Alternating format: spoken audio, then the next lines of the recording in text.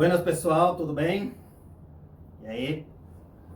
Bem, eu disse que aquele vídeo anterior ia ser o último, né, sobre o governo do Vargas, mas a gente vai ter um bônus aí, que é um tema que a gente precisa falar, certo? Que são os dois movimentos políticos importantes quando o Vargas chega ao poder. Esses movimentos políticos, eles surgem no começo aí dos anos 20, anos 30, na Europa, e aí eles acabam influenciando outros lugares, certo? Esses dois movimentos, um é a Ação Integralista Brasileira, certo? E a outra é a Aliança Nacional Libertadora. A Ação Integralista é um movimento de direita e a Aliança Nacional é um movimento de esquerda. Eu vou fazer dois vídeos, tá? Para ficar bem determinado aí. E vamos lá. Então, primeiro, a Ação Integralista Brasileira. Gente, o que é a Ação Integralista Brasileira? Ou os integralistas? É um movimento político inspirado no fascismo italiano, principalmente, mas com muitas características do nazismo alemão. O fascismo do Benito Mussolini e o nazismo do Adolf Hitler. Logo a gente vai ter uma aula melhor sobre isso, né? Um vídeo melhor sobre isso. Só que esses movimentos, quando chegam ao poder na Itália e na Alemanha, eles pingam aqui no Brasil, certo? Bem, o que é um movimento fascista? É um movimento militarista, certo? É um movimento que acredita que a sociedade tem que ser militarizada. É uma sociedade totalitária. O que é um Estado totalitário? É um Estado, é um governo em que não pode ter a ideia de diferenças de classe, certo? Então, assim, qualquer coisa que coloque uma pulga atrás da orelha de um ser humano sobre uma diferença de classe, isso já é visto como algo que fragmenta a sociedade. Porque a sociedade tem que ser nacional, nacionalista, certo? Então, já fazendo contraponto com a esquerda, enquanto a esquerda enxerga a sociedade através da luta de classes, o integralismo, que é a versão brasileira do fascismo, enxerga que não existe diferença de classe.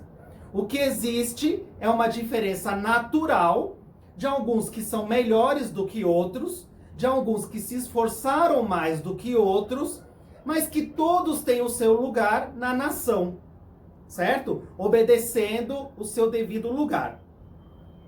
Bem, quem fazia parte desse movimento integralista? Eram empresários, até porque, por que o fascismo é um movimento de direita? Porque ele está totalmente alinhado com a economia capitalista burguesa, certo? Ela pode ter problemas com o capitalismo internacional, com uma burguesia internacional. Mas a burguesia nacional, ela é fortemente apoiada. E aí, como a gente sabe, dificilmente um país consegue ter uma burguesia forte. Então ela vai em busca de capital também estrangeiro, como aconteceu, por exemplo, no nazismo alemão, que tinha empresas muito fortes, né, que faziam ali o gás, né, que matou no Holocausto os judeus, tinha a Volkswagen, mas todo o sistema, por exemplo, de identificação era feito pela IBM, que era uma empresa dos Estados Unidos. Então, o fascismo, ele é ligado ao empresariado. Por isso que ele é um movimento de direita. Quem fazia parte também dos integralistas? Funcionários públicos, né? Gente que já trabalhava para o governo, uma classe média bem sucedida, advogado, professor, engenheiro. E também aquela classe mais pobre, desesperada, vamos dizer assim. Uma classe pobre que não estava sindicalizada, uma classe pobre que não estava, de alguma forma, consciente, então acabava aderindo ao discurso, porque o discurso era muito bonito, integralista, né? Eles exaltavam, olha só, gente, e presta atenção, hein, que nós estamos vendo isso hoje. Deus, a pátria e a família. Claro que nós estamos falando de um Deus cristão, nós estamos falando de uma pátria só para brasileiros, brancos, e nós estamos falando de uma família heteronormativa, né? Papai, mamãe e filhinho. Aquele que é criado com a avó já é um problema, aquele que é filho de um segundo casamento é bastardo, relações homossexuais, nem pensar. Então, assim, isso soava muito bem aos ouvidos de uma pessoa, de repente, sem muito estudo ou sem uma consciência de classe. Bem, os integralistas, gente, eles faziam grandes marchas, né? Eles usavam uma saudação, eles diziam Anauê, que é uma palavra tupi. Então, assim, eles resgatavam como se fosse assim, um antepassado do Brasil indígena. Esse Anauê, que a oposição é igual, né, ao nazismo e ao fascismo, quer dizer, você é meu amigo, você está do meu lado, certo? Eles usavam uma sigma, que é uma letra grega, que significa totalidade. Porque justamente isso, o governo tinha que ser totalitário, certo? Eles eram contra, por exemplo, a democracia. Eles eram a favor de um governo único, de um partido único. Eles usavam uniforme, muito espelhado lá na Europa, era camisa preta. Eram os camisas pretas lá na Europa, na Itália. Né? E depois aquela coisa militarizada no nazismo. Né? A diferença só do nazismo e do fascismo, gente, é que o nazismo tem aquela questão de raça. Raças superiores e raças inferiores. Tá? Mas o nazismo e o fascismo são dois irmãos aí. Né? Tanto é que o integralismo no Brasil, apesar de ter essa via fascista, tinha negros, por exemplo, que eram integralistas, certo? Então o cara era humilhado, era considerado inferior, né?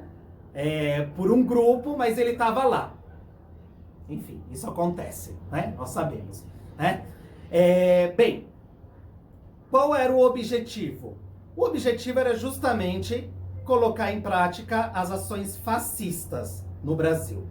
Gente, o Getúlio Vargas, ele era simpático ao integralismo, né? Ele tinha simpatia, inclusive, pelo líder, o Plínio Salgado, que era um grande intelectual, um artista, um escritor da época.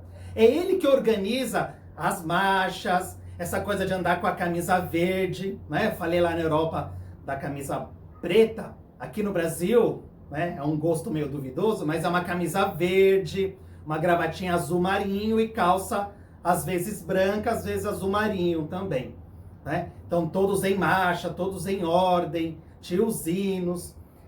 Eles eram violentos, praticavam muitos atos de violência.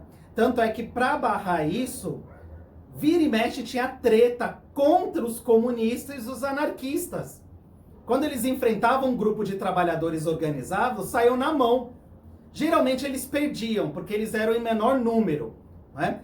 Já que a classe trabalhadora era muito mais forte e sindicalizada, né? O trabalhador organizado, né? A gente não está falando daquele trabalhador que tem que se virar, né, para ganhar ali o pão. Estamos falando de uma classe trabalhadora organizada. Mas o Vargas foi deixando, foi dando corda.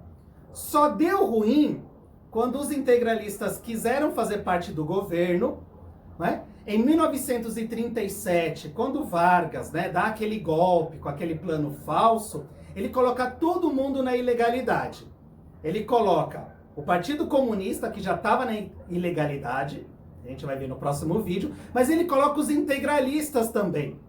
Os integralistas se sentem traídos pelo Vargas e o que eles fazem? Tentam matar o Vargas. Eles entram lá no Palácio da Guanabara, onde era a residência presidencial e tentou matar o Vargas.